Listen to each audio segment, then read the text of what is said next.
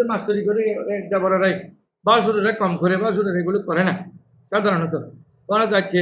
এরপরে হলো অনুমতি দেওয়া হলো বাবু লুপসিল কমিস, এখন হলো জামা বরাবর সম্পর্কে। হ্যাঁ, জামা পরিধান করা প্রসঙ্গে কালা ইউসুফ, হযরত ইউসুফ রাদিয়াল্লাহু ইউসুফ আলাইহিস সালাম বলেন, ইযহাবু বিকামিসি, আমার এই কাপড়টা নিয়ে, এটা বলে শেষ করছি, আমি বুঝতে পারছি একটু দেরি হয়ে গেছে, দীর্ঘ হয়ে গেছে। ইযহাবু বিকামিসি, এটা সুন্দর একটি কথা বলছেন ইউসুফ আলাইহিস সালাম, আমার কাপড়টা নিয়ে যাও, তার ভাইদেরকে বললেন, এটা কোরআন শরীফ আয়াত, ইযহাবু বিকামিসি হাযা, এটা নিয়ে যাও, ফালকুহু আলা ওয়াজি আবি ইয়াতি বসিরা, এটা নিয়ে আমার কাপড়টা নিয়ে আমার বাবার চোখে লাগাও। সুবহানাল্লাহ। কাপড় আবার চোখে লাগাই নাকি? কাপড় তো পরিধান করে, বল না?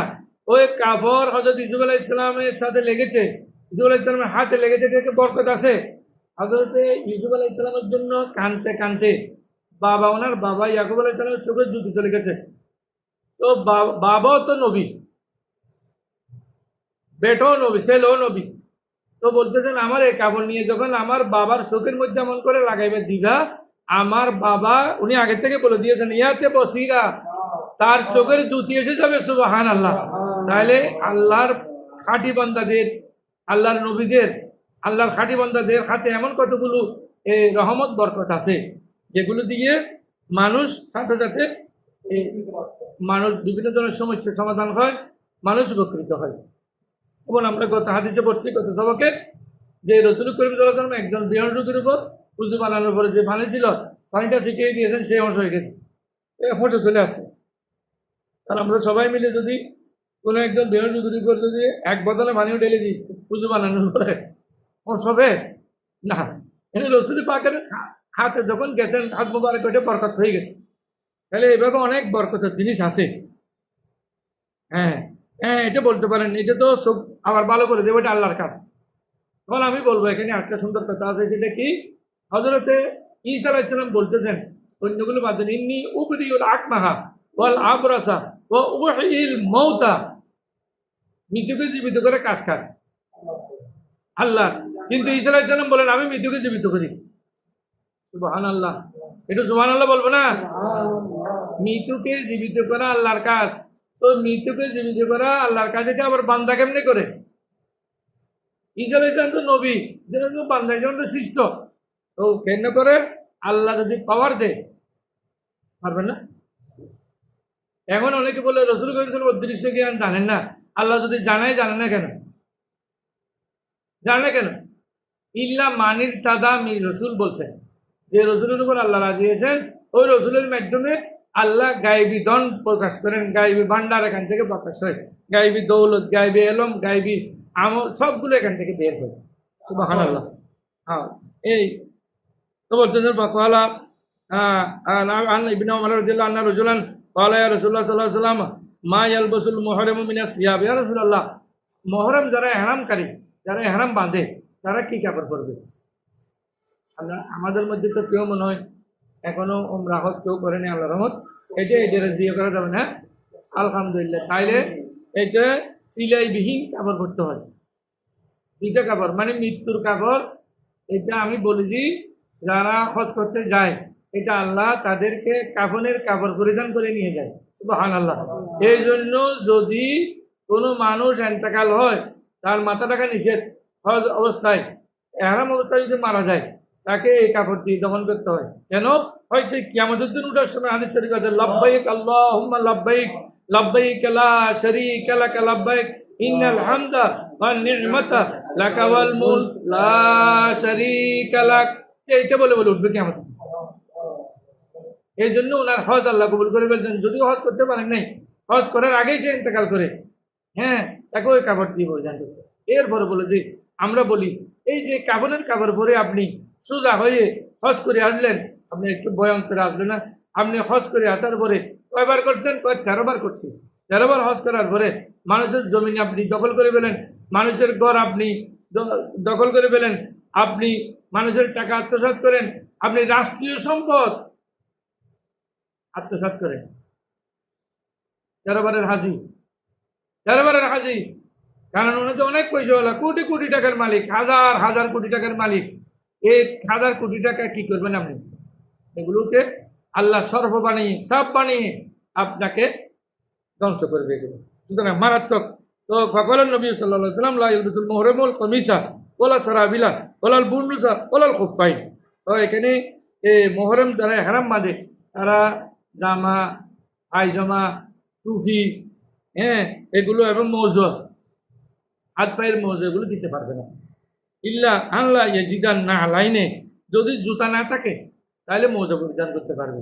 এটা জুতা না থাকলে ফালি এলবিস মাস তোলা মিনাল কাবাইনি, তখন করতে হবে যে এই টাকনুর নিচে জুতা দেবে উপরে, জুতার মতো। অনেকে জুতা ব্যাগে রাখছে, ব্যাগে রেখে সেখানে হেরাম মানতে হয়। তার আছে শো, এখন তো শো করতে পারে না, তখন কি করবে সে যদি ওখান থেকে মহিলা থেকে বাঁচতে চায়, মৌজা পরে থাকবে টাকনুর নিচে, এইভাবে করবে।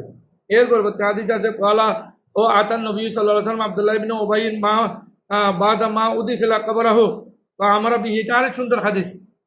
হযরতে সামিয়া জাবির ইবনে আব্দুল্লাহ, হযরত জাবির ইবনে আব্দুল্লাহ রাদিয়াল্লাহু তাআলা থেকে বর্ণিত, কলা তিনি বলেন আতান নবী সাল্লাল্লাহু আলাইহি ওয়াসাল্লাম নবীজি আগমন করলেন আব্দুল্লাহ ইবনে উবাইয়ের কাছে, বাদা মা উদিখিলা কবরাহু, তাকে কবর দেওয়ার পরে, দফনের পরে, দফন করে ফেলছেন, মানে শোয়াই দিয়েছেন কবরে, এখনো মাটি দেন নাই।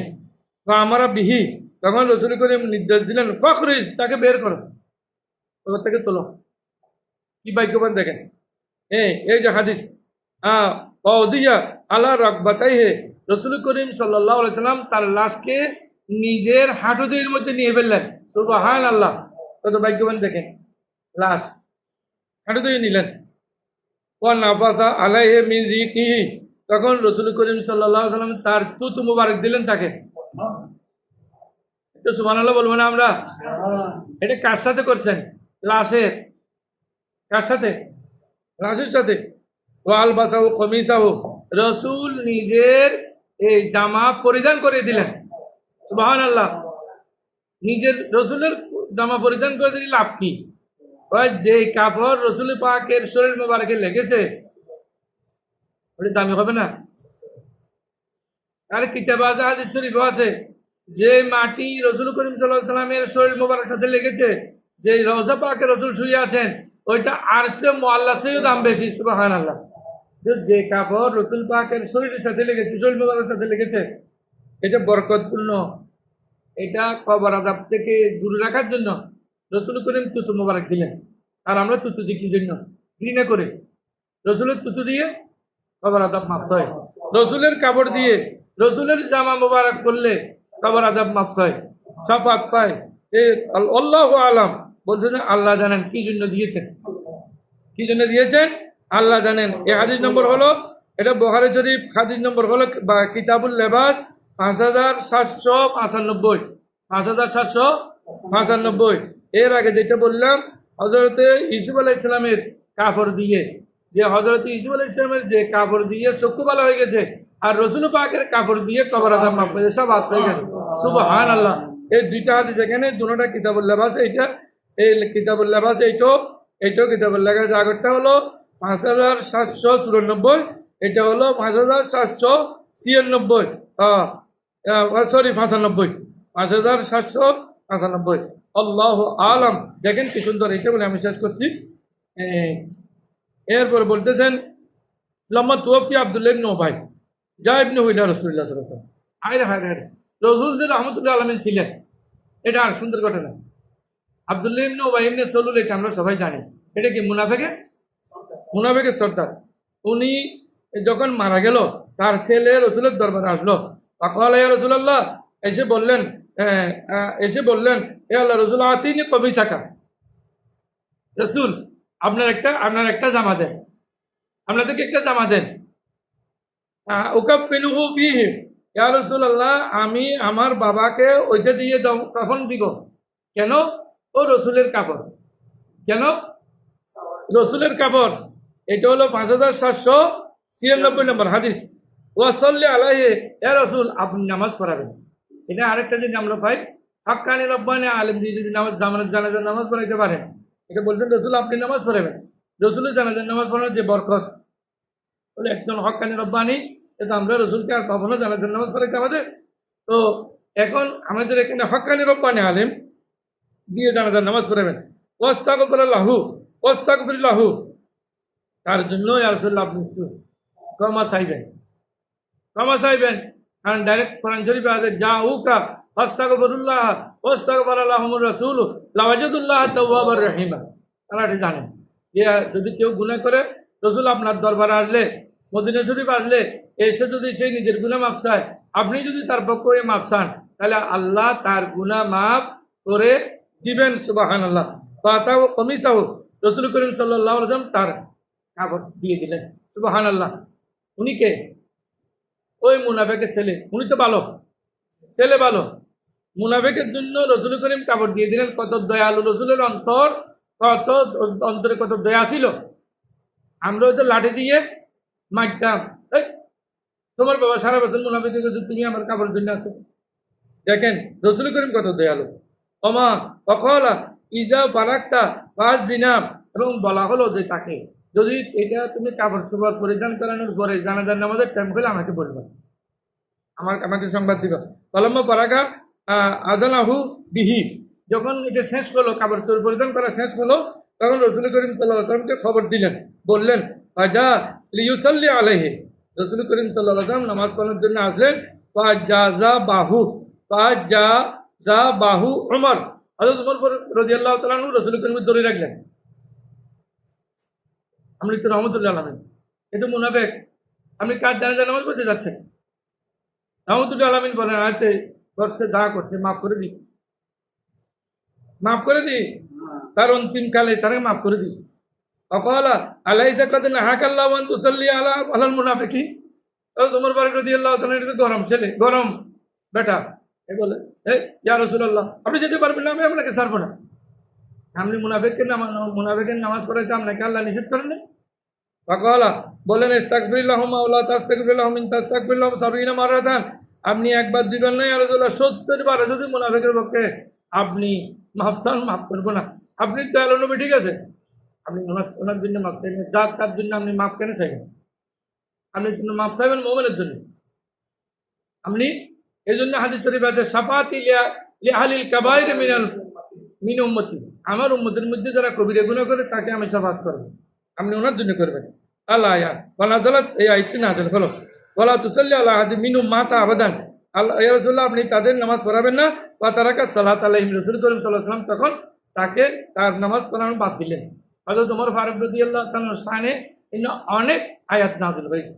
এই বিষয়টা দেখা যাচ্ছে যেটা বলছেন যে এই জায়গাটাতে গেছেন, এটা দেখা যাচ্ছে যে যদি না যেতেন এটা আমাদের জন্য ক্লাস হতো, আমাদের নামাজ হইতো না। দেখছেন আমরা আমাদের নামাজে অনেক সময় অনেক হক্কানি রব্বানি আলেম এই ধরনের মুনাফিকের কাছে আপনি জানাজার নামাজের পড়ার জন্য কাছে যায়, কিন্তু যখন সংবাদ পেয়ে যায় সেই যে মুনাফিক, সেই যে অসৎ, সে বেঈমান, তার কাছে যায় না। এখন আপনি দাড়িওয়ালা টুপিওয়ালা অনেক আলেম ওলামা আছে যারা ইসলামের বিরুদ্ধে বলে, আপনি কি তাদের জানাজার নামাজ পড়াইতে পারবেন? না, আপনি তাদের জানাবেন। তো আল্লাহ রাব্বুল আলামিন আমাদেরকে বুঝার জন্য তৌফিক দান করুন। আর পড়বো না। এইটা হলো বাবু জেবিল খমিস, এই যে আমরা জেব করি, পকেট করি, এইদিকে খোলা রাখি, এগুলো রাসূল করিম সাল্লাল্লাহু আলাইহি ওয়াসাল্লাম আমাদেরকে বলে গেছেন। কাপড় চোপড় পরার সময় আল্লাহ এক এক মজার করা, আল্লাহ এগুলো আমাদের বাস্তব জীবনে প্র্যাকটিক্যাল লাইফে সমস্ত মুসলমানদেরকে আমল করার তৌফিক দান করুক। আমিন। আলহামদুলিল্লাহ রাব্বিল আলামিন।